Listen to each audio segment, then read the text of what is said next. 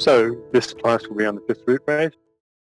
We left off last week with the destruction of Atlantis halfway through the fourth Rootrace, the fourth branch race, the fourth sub-race of the fourth Rootrace, the 444, the deepest incarnation into matter for the entire globe, chain, and race. Extraordinary situation. And also, this was the beginning of the fifth Rootrace, the fifth branch race, in fact, which followed soon, which was almost emerging at that time, was the seed for the fifth, for the fifth sub-race of the fourth Rootrace, the seed for the fifth Rootrace. The characters in the Mahabharata, the five brothers or sons of King Pandu, represented the Manus or sub-Manus of the sub-races of the fifth Rootrace. And of course, the first sub-race particularly of that fifth Rootrace, the Hindu.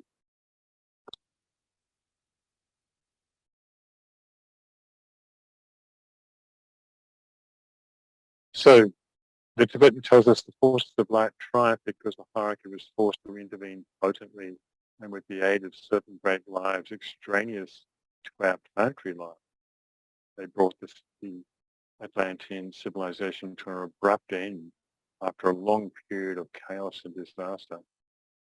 So lives extraneous to our planetary life could in fact mean the solar logos again intervening as that being did back in the moon chain. That'd be a good title for a song, wouldn't it? Back in the moon chain. So this took place through the medium of a culminating catastrophe which wiped hundreds of thousands of human beings off the face of the earth. This historical event has been preserved for us in the universal legend of the Great Flood. Of course, it was the first flood of four over a period of almost 4 million years. This first flood was almost 4 million years ago.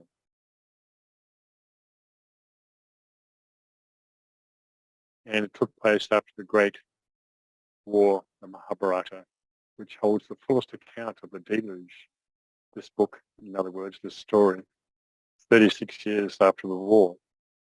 And I'm not sure whether that's Earth years or whether that's a veil for longer cycles, but anyway, we are told that millions of people were wiped off the face of the earth, and that Noah, who was the Manu of the fifth Rootrace, built an ark and rescued the remnants of humanity who were basically had found dry land on mountaintops around the world. Noah's Ark is also a very deep esoteric meaning related to reproduction and the mysteries of individualization, we're told by Blavatsky. But I think it was also a literal thing as well. And this legend of Noah or Nayua or Vaivasvata in different traditions is repeated around the world. And this was the so-called second Shambhala impact, the three impacts of Shambhala, the most recent one last century at the end of the war. Or at least of the three major ones. There have been three minor ones since then. So as I said last week, the Noah allegory of gathering the animals two by two was actually more symbolic of humanity, the scattered remnants of humanity being salvaged in spite of themselves, quote unquote, as one of the masters actually quipped. So those who survived are symbolically spoken of in the Bible as those who were saved in Noah's Ark. In the ancient writings, it is expressed in the following terms. Like as a dragon snake uncoils slowly its body, so the sons of men, led on by the sons of wisdom, open their folds and spreading out like a running stream of sweet waters. Many of the faint-hearted among them perished on their way, but most were saved.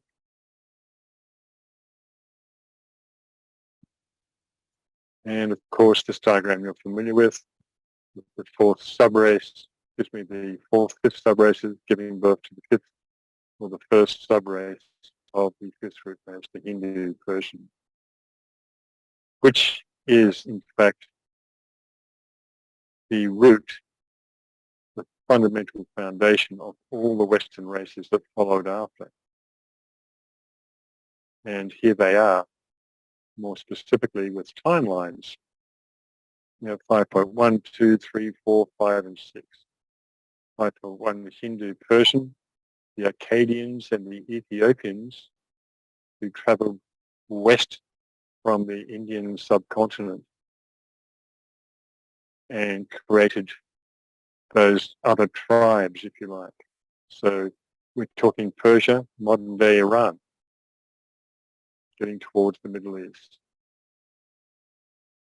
And so I mentioned last week also that the Manu had taken the remnants of humanity in the Ark, who are actually also Lemurian remnants, we're told, as I discuss in my book, Unveiling Genesis, and to somewhere in a place up in the Himalayas where he basically created a new race over a period of about 3 million odd years. Extraordinary. And by that time, he had created a synthesis of these disparate races. And about 1 million years ago, as per the state here, this is based on a very fairly precise date that Blavatsky gives, in fact, 1,050,000 years.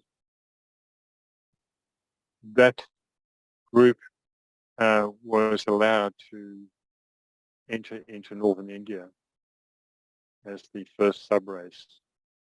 And that was the Satyuga. That was, well, it wasn't the Satyuga, it was kind of the Satyuga of the fifth root race, but really that yuga started back about in the Kali Yuga of the fourth root race of Atlantis. When that was being destroyed, the age of darkness supervened, and but at the same time, the golden age began. But the physical humanity didn't come down into India until during the Dvapara Yuga. So that may not mean to you much right now, but nevertheless, it was a golden age of sorts, the perfected humanity and of harmony in living and spiritual being incarnate. So sound is very broken in a couple of places. I'm sorry about that. Not much I can do about it. I'm sorry. I have a fairly good connection today. It may be just the general global thing. Can you tell me if it's improving now? For me, it's not too bad, Philip, but it might be those cases that to some people have a good reception and some don't. Like I say, it's the sound is dependent upon your internet provider, the country you're in, the state of communications, sunspots, all sorts of electromagnetic factors. And usually I find it doesn't last for that long. But as I say, I can't really do much about that right now because I have a good connection, and maybe the majority of people here have got a good sound. So that's an ongoing problem with these Zoom meetings, unfortunately. So the sound is still okay in this? Yes, for me it is okay. Okay. Anyway, so as I was saying, that's a long time ago. Because when we look at modern history, they don't give more than about 4,000 to 6,000 years for the, well, actually about 3,000 BC for the descent into the Indus Valley of the Hindus, which is a ridiculously truncated timeline. So, so they populated the continent of India, but also tribes moved westwards, and the Akkadians and Ethiopians, very important tribes. The Akkadians are quite mystical um, and mysterious origins, in fact, which many people ascribe to extraterrestrials. You can find out a lot of videos on the internet featuring the Akkadians. They're the ones with the handbag and the gigantic forms. They're depicted as giants in many of the pictures, as of course were many of the Egyptian kings and deities. The Ethiopians are very important because they, we are told, originated in India and found their way to around where modern Ethiopia is today, which is near the source of the Nile River, which of course runs down into Egypt. And they were the founders of the Egyptian subrace, 5.2, the second subrace, and also the Mayans. They kept on moving across the Atlantic, or island hopping across all the islands and continents across the Atlantic, and ended up in Central America, where they have many of their pyramids and ruins left today, and which of course are very similar to the Egyptians. Mayans were great astronomers as well. Now, you'll note at the time that this occurred was 860,000 years ago, which 865,000 years ago was the date given by Blavatsky for the second great flooding of Atlantis. And apparently there were still lots of the giants who had abused their powers in previous generations of Atlantis still roaming the earth at that time, and the majority of them at this time were wiped off the face of the earth in the second major flooding of Atlantis, which coincided, of course, with the second subrace. So a death and a rebirth as such.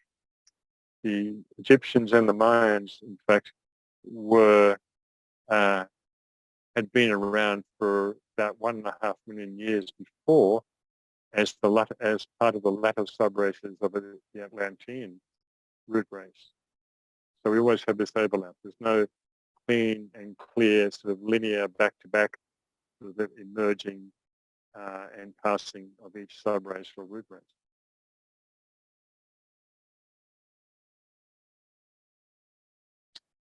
So the third subrace was the Semitic, the modern Egyptian, Arab, Moor, Afghan, Jew. These are noted as the Phoenicians, the Chaldeans, the Babylonians, the Assyrians, ancient Greeks. They're all mixed up. We can see why there is so much confusion today because of the mixture of all these races and the difficulty in discerning the timelines for each. But the ancient Egyptian, we're told, completely passed out of existence, mysteriously somewhat. Also, with some extraterrestrial origins ascribed to it too. So the modern Egyptian we're talking about here is the Semitic, Arab, Moor, Afghan, Jew, about 610,000 years ago.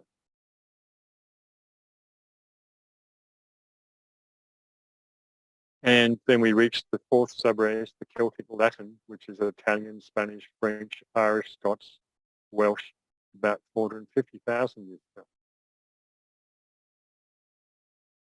Now, in fact, these three subraces, second, third, and fourth, also were hatched, so to speak, around about 860,000 years ago, but came into more physical manifestation in these other dates. The best way I can explain that. The more specific details are in my book. Then about 100,000 years ago came forth the Teutonic, Nordic, Anglo-Saxon, Scandinavian, German, English, Russian, Slavic. Of course, there are 7 branch races within this fifth subrace, which I also speculate upon in my book. And this fifth subrace is also called the Aryan race. The Aryan Rootrace is a generic term for the fifth root race as a whole, but also the fifth subrace. You will see these terms used interchangeably, and it can be confusing in the Tibetan's books and also Blavatsky's books. So indeed, we're in the 5.5.5 right now, going into the 5.6, which will be a synthesis of all subraces. And this is now and for the next 25,000 years. So here's the world map, just to get our bearings. Here's the continent of India, which on these flat maps actually distort the actual sizes of the countries. India is actually much bigger than what it looks, we've been told. There's a whole bunch of videos you can watch about that. But you can see how the southern part of India was where that old part of India used to be. It's now sunk, which Sri Lanka is one of the remnants and some of the smaller islands, the Maldives, for instance. And those tribes, of the origin of the Egyptians and the Mayans, actually came from the southern part of India, from the ancient Tamil Nadu, of which the Tamil Nadu state, which is just up here somewhere, is the remnant, and sailed across the waters. There was water here at that time, to the Middle East, to Egypt or to Ethiopia, down here somewhere, and then gradually found their way down the Nile to Egypt. Whilst the Mayans, who were great navigators, continued across the Atlantic to Central America over here. All right, so just to remind ourselves of the yugas, the Satya Yuga of the fifth root race started way back almost 4 million years ago. Its duration was 1.7 million, and Noah was the Manu. And we go through the ages, the Hindu Yuga ages or the Greek ages, gold, silver, bronze, and iron. And the Kali Yuga age for this fifth root race started at 3102 BC. Yet the Satya Yuga for the sixth root race has already started. And so the cycles overlap. So another reminder here, the 333, the 444, the 555, representing the key points of the three Shambhala impacts of individualization, the Great War and Cataclysms in Atlantis, and in this fifth root race, the apex of mental evolution and the start of the sixth root race. Destruction by fire in Lemuria, volcanoes, earthquakes, great cataclysms, and destruction by flood in Atlantis, and the fifth root race will be destroyed by fire, volcanoes, and earthquakes again. And so they alternate between the root races. And this destruction has already started, but will increase in the next 3,000 years, we're told. Note here some very precise dates for the time period in Atlantis. These were given by Blavatsky. So all these dates in my book help provide signposts to really determine the particular stages of unfoldment of the subraces and the root race.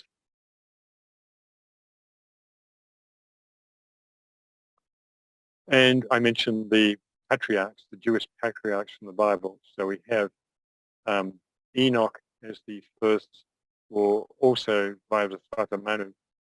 Enoch in the Jewish system is the first, is the Manu of the first subrace.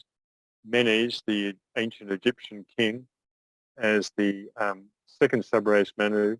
Abraham from the Bible as being the third subrace of the Jewish Semitic, of course.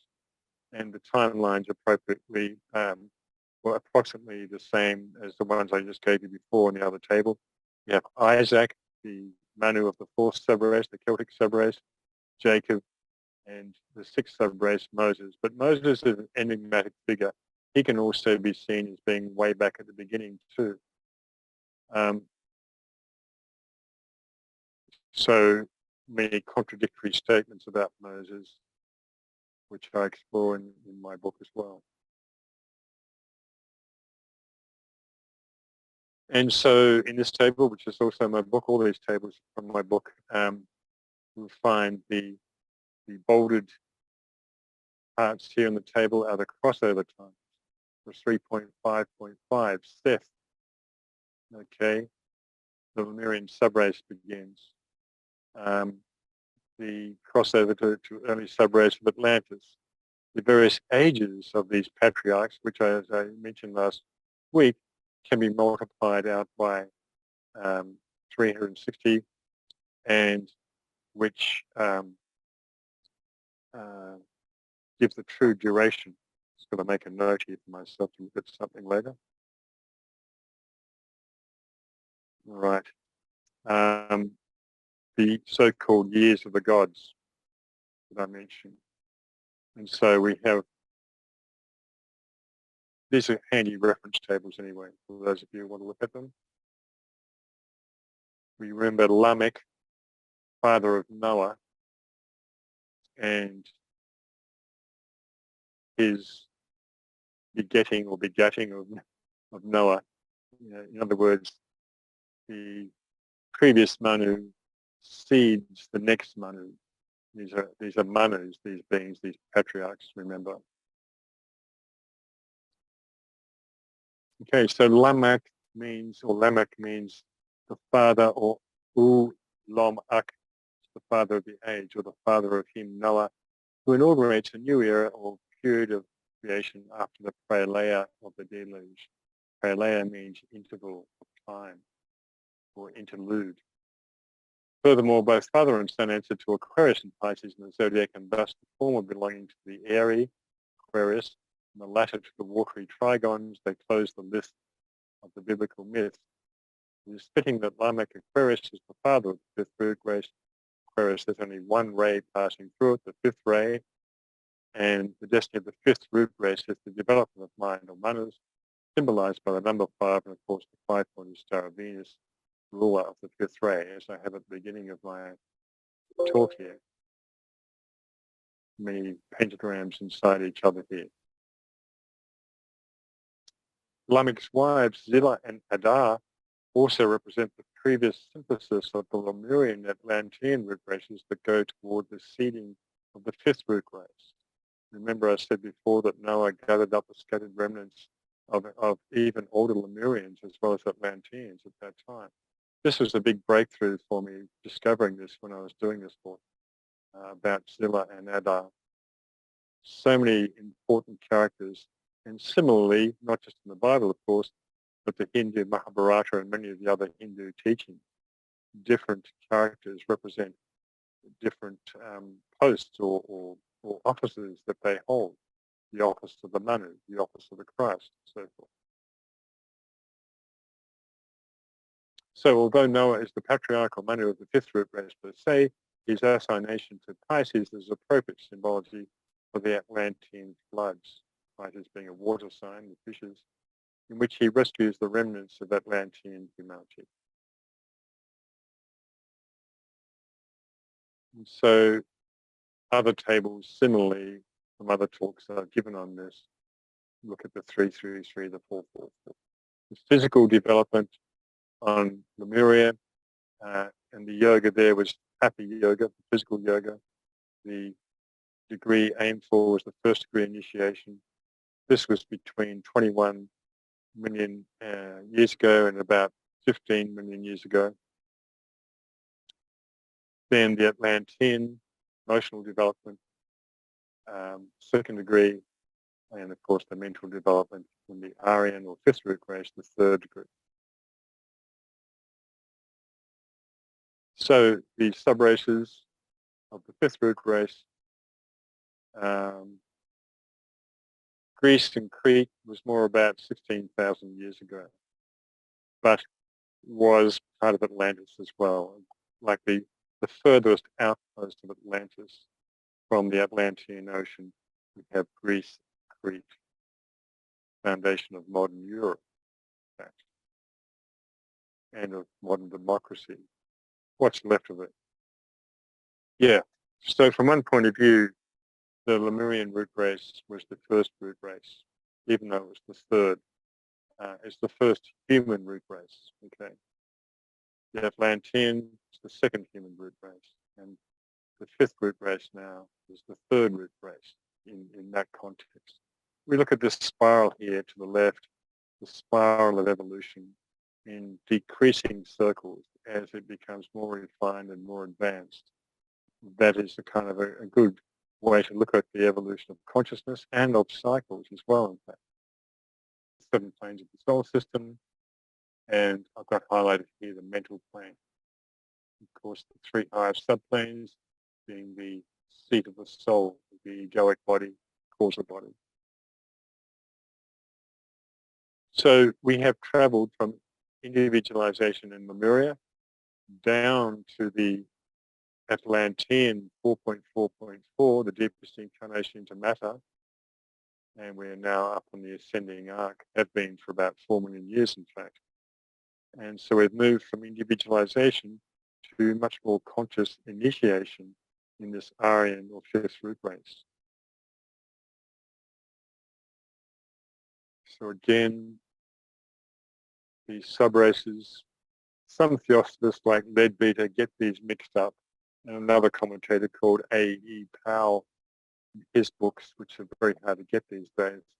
I waded through a lot of those books just to figure out how relevant their sources were, and so took some and discarded other bits. So pretty much the same sub-race structure that we looked at before. So just to touch on this again, the Genesis summary, the order of evolution is also found in Genesis chapter 1 and 2 if one reads it in its true esoteric sense. The chapter 1 contains the history of the first 3 rounds as well as that of the first 3 root races of the 4th round up to the moment when man is called to conscious life by the Elohim of wisdom, the stage of individualization in the 3rd subrace of 3.3. It is only in the first 6 chapters of Genesis in the rejected book of Enoch, which you can buy as well, which I have in my library, and the misunderstood and mistranslated poem of Job, the true echoes of the archaic doctrine may now be found. The key to it is lost even amongst the most learned rabbis. So the Atlantean floods that parallel the emergence of the 5th root race. Remember I said there were 4 floods. The first continent sinks about 3.5 million years ago. Satya Yuga begins to the 5th root race about almost 4 million years ago. Noah's 3 sons are born, and Manus of the 5th root race, just other names for the sons of King Pandu that I mentioned before, about 1.73 million years ago. The island of Ruta continent sinks in the Atlantic, and 860,000 years ago. That's somewhere in the northern Atlantic, I believe. Ruta and Dacia, the 2 major island continents in the Atlantic, North and South Atlantic, respectively. And there's the 3rd flooding of Dacia, 270,000 years ago. Still, of course, these giants had not been wiped out. There were still plenty of them around. We're talking 20, 30 feet. I'm talking 10, 7 to 10 meters tall still. Okay. And even a few thousand years ago, there's many accounts of these giants still existent in the Americas and elsewhere. And finally, the 4th and final sinking, Poseidonus, 11,564, 9564 BC to be precise. And that was given by Blavatsky as another super accurate timeline. In fact, Poseidonus went down in 1 day and 1 night. It's a much smaller island, of course, but it's an extraordinary disappearance. And this timeline is where alternative anthropology rests its timelines on. They don't really dare to go much past this point, and they use the on the Poseidonus as an example. But Plato, who's in his time about 400, 500 BC, he said that Poseidon sunk 9,000 odd years before his time, so 9564 BC. But Blavatsky points out to us that he was speaking esoterically as well, and was relating to 900,000 years ago for the second flooding here of Rootrace.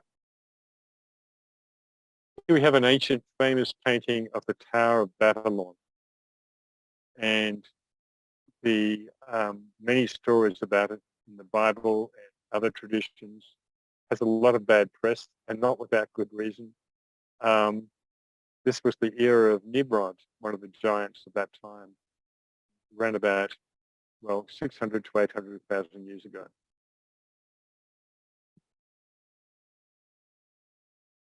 Of course, we have the constellations and the astronomical circles like Stonehenge that were built at that time, we are told, by initiates who had travelled from Egypt up through Europe, who were probably responsible for Karnak in northwest France as well, just across from Britain, in fact, which was joined at that time by land to France.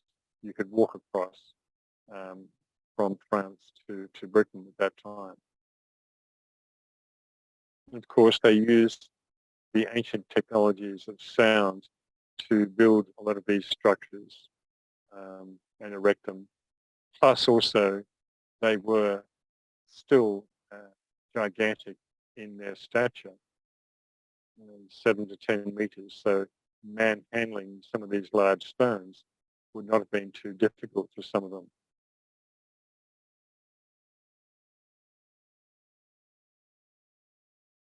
And we have various depictions on the left here. We have William Blake's depiction of a giant from the Hell Canto of Dante, apparently. I'm not quite sure of the exact story behind that. On the right here, we have one of the Akkadian giants holding a lion under his arm as if it was a kitty cat. He's not carrying a bag, this one. There's a big internet sensation of what the bag represents of these guys are depicted carrying. And here we have the Mayans up on one of the decks of their temples in Central America, making astronomical observations.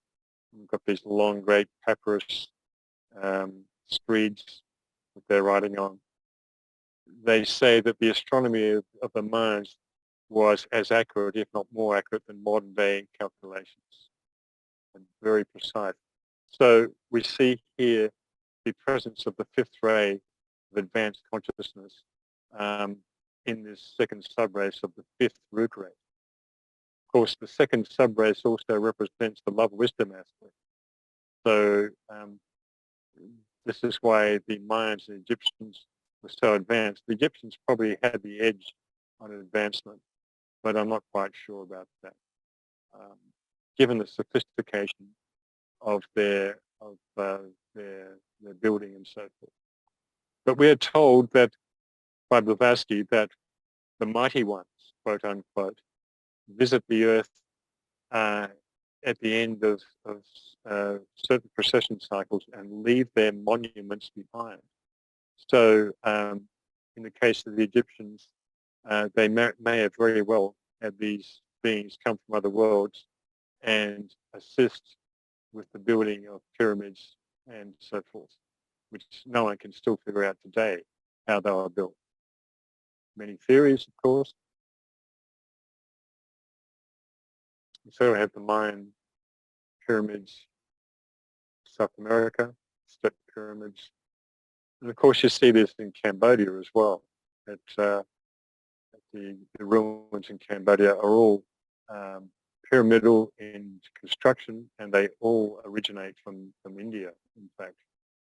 So the Cambodians, or ancient Khmer, which embodied Thailand, what we know as Thailand, Myanmar, Laos, and Cambodia today was where the second subrace also populated. Those relics, the sophistication of their construction and so forth, is on a par with the Mayans and the Egyptians. I think this building down here is one of the remnants of Cambodia, but you'll see a lot of these pictures on my website in various places where I think I have a couple of essays on Cambodia. In my visit to Angkor Wat, I've been about 5 or 6 times now. We have a Mayan here on the right. And of course, the sacred snake of the Mayans, which is basically Quetzalcoatl, who is essentially a Christ-like figure. So I'm going to read you a long quote from the Tibetan here. Each of these racial histories sees the establishing of a temporary sense of unity in the early stages when the previous cleavage had been healed and the initial duality had been resolved into a unity. Then comes a growing recognition of a fresh realm of choice based upon the emergence of the higher values, and finally a period of conflict in the consciousness of the individual and of humanity as a whole, as the attempt is made to resolve this higher duality with which the man or the race is confronted. This resolution is brought about when a higher aspect of the consciousness is dimly visioned and men become aware of themselves as mental beings. There is then a growing demand for that mind nature to be developed and brought into play in the effort to solve the problem in this category of opposites on the astral plane. At the same time, the sense of self-identity, or the consciousness that I am, is steadily growing, and the initiate of the day faces the effort to release himself from the thraldom of the senses upon the astral plane, from the dense glamour into which his sensory perception has thrown him, and to establish his freedom by complete control of the astral body. This he eventually does by developing the power to pass between the pairs of opposites unaffected by either, and thus leave them behind. He accomplishes this by using the mind as a distributor of the light which reveals the middle way and which dissipates the glamour with its brilliance and radiance. I was talking about the disciples and aspirants of Atlantis here, but we can apply this to today, to the many people who are emerging from Atlantean consciousness today and waking up. And of course, we can discuss this theme of glamour in the first 3 classes of the 4th and final term of this course, which is essentially the book Glamour, a World Problem, summarized in 3 classes. So we have 3 aspects of glamour: Maya, glamour, and illusion. Maya concerns the physical plane and concerns more the Lemurian root race. Glamour, the astral plane, and hence Atlantis. And as the race becomes increasingly mentally oriented in the Aryan root race, there is the quality of illusion. The Tibetan also discusses in World War II that the 3 Axis countries, Japan, Germany, and Italy, embodied these 3 factors respectively: Maya for Japan, Germany for glamour, and Italy for illusion. Illusion is rapidly growing as the mental power of the race develops, for illusion is the succumbing to the powerful thought forms which the thinkers of the time and of the immediately preceding age have formulated, and which at the time of their creation constituted the hope of the race. They embodied then the new and emerging ideas by means of which the race was intended to progress. These forms, when old and crystallized, become a menace and a hindrance to the expanding life. The realization of the problems of illusion lies centuries ahead, when the race will have left glamour behind when there will be few Atlantean-minded people on the planet, and when there will be no people at all with Lemurian consciousness. So that's not that far away considering, because at the moment the Tibetan regards about 75% of humanity are still Atlantean polarized in their consciousness. Excuse me. However, as evolution proceeds, things are greatly speeded up, like that spiral I showed you before. And the time when humanity will be predominantly distinguished by the Aryan consciousness is not as far ahead as might generally be supposed. I speak not in terms of the Aryan race as it is generally understood today or in its Nordic implications. It's talking about consciousness, the fifth aspect of mind. So the apotheosis of the fifth root race is the 5.5.5, as I like to bang on about regularly. And so now, several million years later, this mental development has reached its quintessential expression in the fifth branch, the fifth sub of the fifth root race, 5.5.5. Note that word quintessential. Quint is a word for five. Quintessential is the perfection of fiveness, if you like. So this Anglo-Saxon subrace, which is British and German, Anglo being British and Saxon being Germanic, of the fifth subrace, Teutonic Nordic, or the Scandinavian countries, German Scandinavian, of the fifth root race, Aryan, with its roots in India. The fifth branch race has a little way to go. Blavatsky tells us the weal and woe of nations is intimately connected with the beginning and close of this sidereal cycle, which is 25,868,000 years, which took place nearly 10,000 years ago, which gives humanity in general and our civilized races in particular a reprieve of about 16,000 years.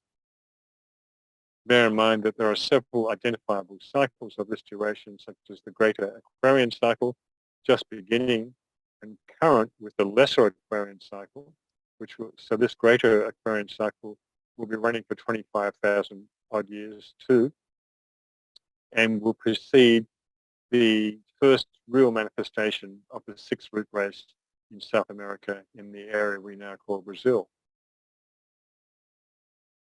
Overall, however, the fifth root race has around 427,000 years to complete its Kali Yuga cycle that started in 3102 BC. But as I said before, the Satya Yuga for the sixth root race has already begun and is overlapping the Kali Yuga cycle of the fifth root race. So they overlap each other for millions of years sometimes. So this Aquarian vibration that Lamech inaugurated around 4 million years ago, whilst the fifth root race was in its nascent development, is now coming full cycle in this lesser, greater cycle of Aquarius.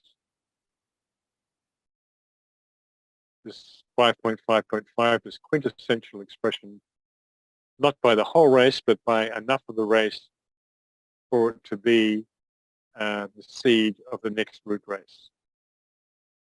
Maybe 30%, I'm guessing, 25-30% of the fifth root race hold that mental development that holds it for the rest of the root race.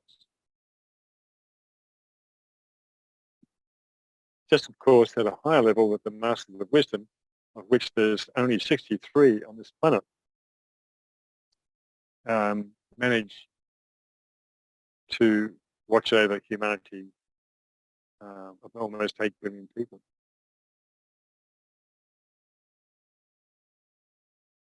So part of our grand finale will be the achievement of the third degree initiation by thousands of world disciples. And this will occur through natural evolution and also by the experiments of some of the masters.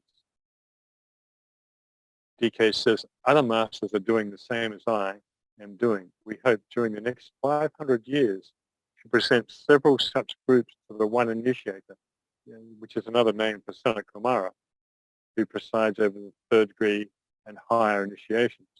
Christ only presides over the first two initiations. All who are in these groups have taken the first initiation, as have so many thousands of people in the world today. Notice it's thousands, not millions. But I think that figure is really accelerating now.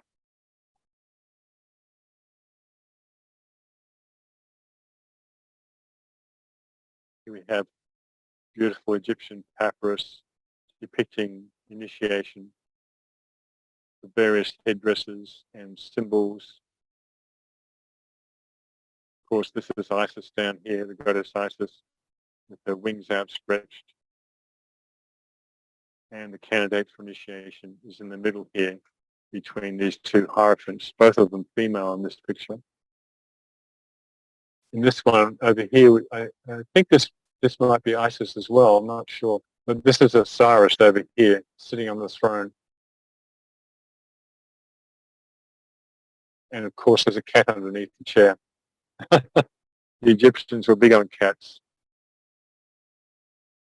Venerated, worshipped them, and also embalmed them in various tombs. Perhaps the cats were the real ETs from Egypt. They ran the show. So this next 500 years constitutes the greater part of the first decade of Aquarius, ruled by Saturn, ruler of the third ray and associated with the third initiation. The one initiator is Son of Kamara, the Lord of the world, who presides over initiations from the third degree upward. Can we imagine that if these experiments are successful, and if the rest of the world, aspirants and disciples, play their part, that the balance of the forces of light will be tipped permanently in their favour? The door where evil dwells may again be firmly shut with a resounding clang. This period would also represent the major harvesting cycle of the achievement of the Aquarian cycle that inaugurated the fifth Rootrace back in the days of Lamech. Aquarius is the generic ruler of the third degree initiation, we are told. In esoteric astrology, DK tells us in Aquarius, in this sign, the long effort of the soul is consummated and concludes the experience of the disciple upon the fixed cross. Man then takes the third initiation and becomes free from personal control, taking the next two initiations upon the cardinal. Of course, souls in female bodies as well, the woman, can take the third initiation, which previous to the last couple of centuries was a relatively rare event, but has become more prevalent in recent centuries for various reasons. So the first decade of Aquarius, is about 720 years. You're looking at a third of a precessional cycle of 2,160 years. And so that 720 years roughly corresponds to the 500 years the DK mentions. Saturn ruling the first decade will be offering opportunity, he says in other parts of esoteric astrology. The third ray, the third initiation, third ray of active intelligence, of course. And an initiation, of course, which is regarded by the masters of wisdom as the first initiation. That's when you're more or less home free. There's no possibility of turning back into the left-hand path, as it's called. But between the second and third, it can be a bit touch and go. So, as I said before, many millions of people, I think, are going through the first initiation right now, as they did back in World War I and II, regarded occultly as one war. And of course, lesser groups of people are going through the second and third degree initiations, or will be prepared for those initiations, or are being prepared for those initiations right now.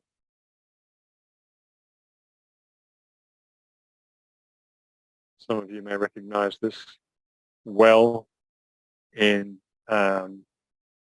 Portugal, in Sintra, in the Sintra Gardens. I can't remember the exact name, but a marvelous place to visit. This is a well of initiation, in fact, and many labyrinths and tunnels and symbolic buildings and statues around this gorgeous property or gardens.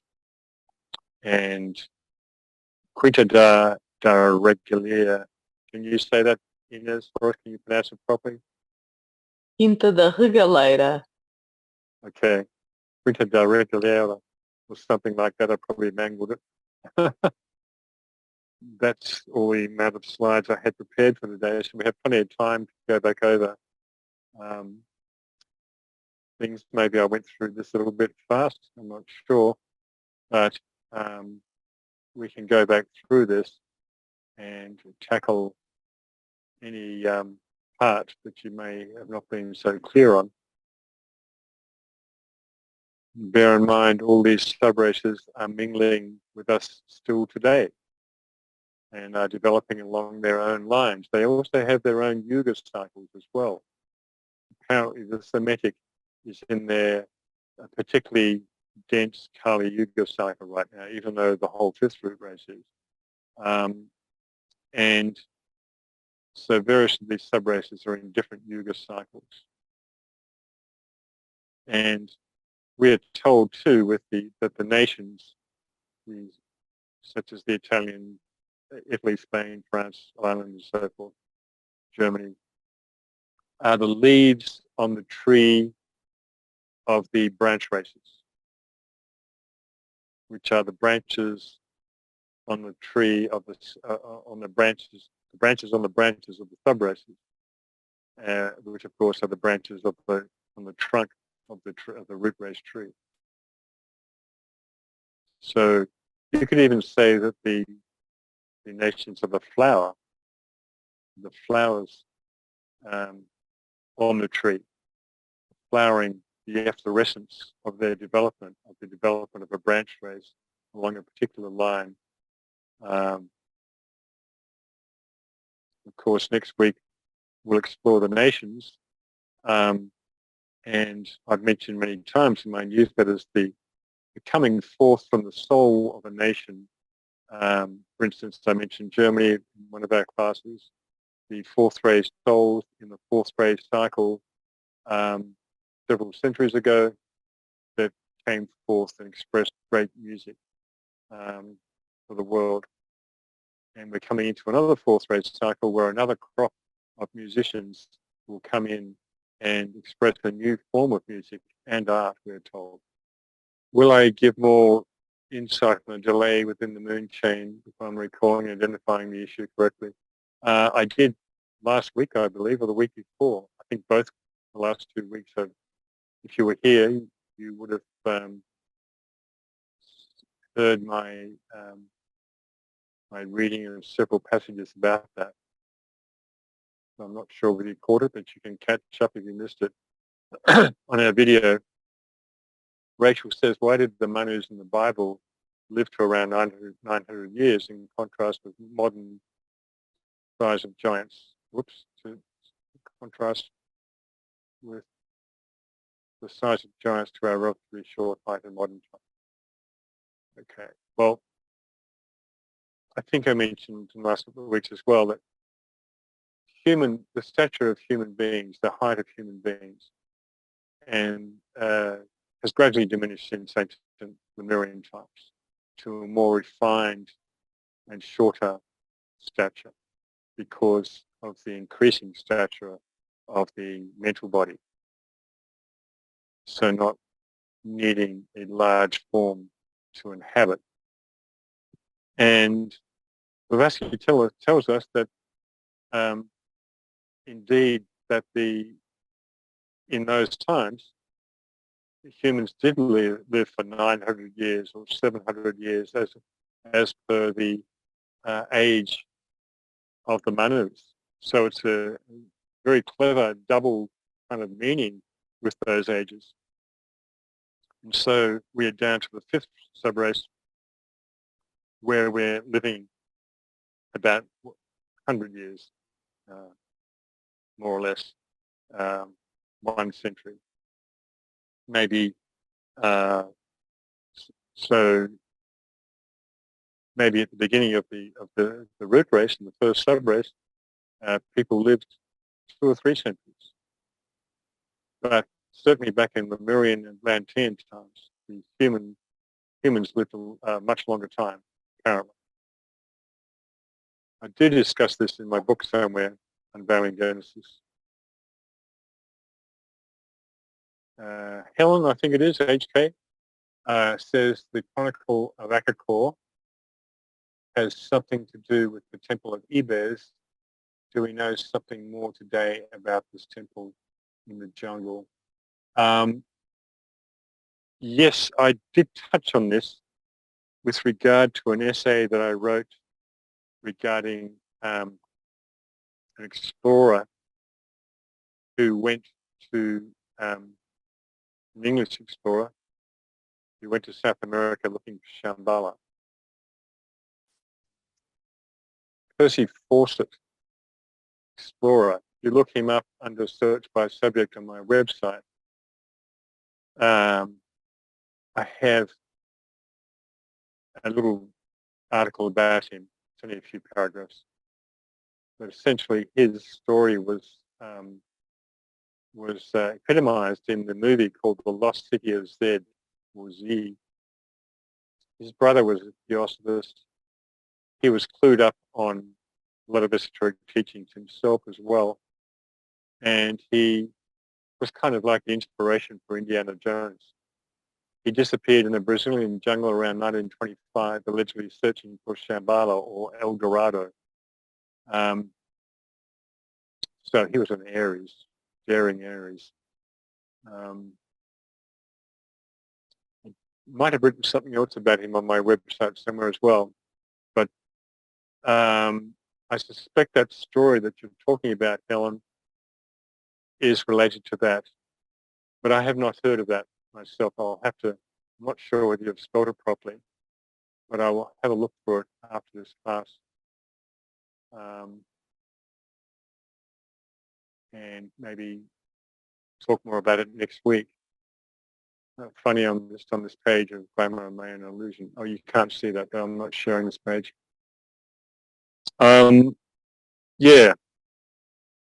So Ibez was in the center of South America, and Percy Fawcett went to that spot. I do have I think I have